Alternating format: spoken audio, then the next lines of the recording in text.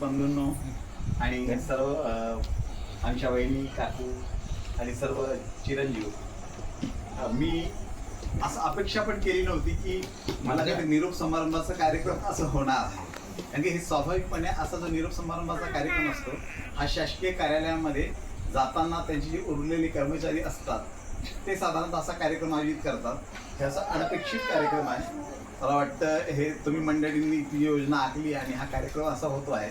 खरं तर मला ते तसं पहिल्यांदा रोशन भाऊ म्हणाले की असं काहीतरी तुमचा सत्कार घेणार आहे. मला सत्कार घातला मी काय काहीतरी वेगळं काही पराक्रम केला असतं काही झालं नाही आहे. त्यातल्या त्यात वेगळं प्रमोशन किंवा वेगळी नोकरी जॉईन केलं असतो, अभ्यासाने दुसरी नोकरी मिळवली असती, संपादित केली असती, ते फार वेगळी आनंदाची गोष्ट असते.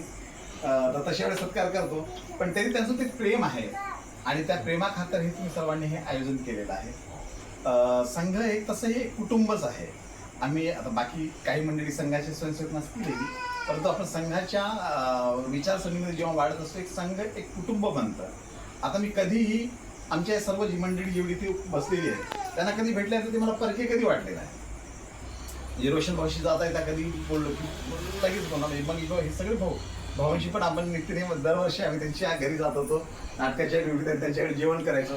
तर कुणालाही भेटलो स्वाभाविकपणे ते आमच्या कुटुंबाचा एक भाग आहे, आमचे ते एक बंधू आहेत, त्याची सहज भावना यायची की ते परकेपणा अजिबात वाटायचा नाही. आणि तो परकेपणा आताही वाटत नाही. हे तुम्ही बदलून गेलो तरी आपली भेट सतत होतच राहील. पण असं जे प्रेम असतं हे प्रेम मात्र संघाच्या कुटुंबामध्ये असं वृद्धिंगत होतं, वाढत राहतं आणि ते वाढत राहिलं पाहिजे. हे प्रेम आणि तुमच्या शुभेच्छा घेऊन मी तुमच्यासोबतच आहे. मी ब्रह्मपुरीत राहणार आहे भविष्यामध्ये. किती वर्ष राहील याची कल्पना नाही मला, पण तुम्ही जेव्हा केव्हा याल मी अवश्य ब्रह्मपुरीला या.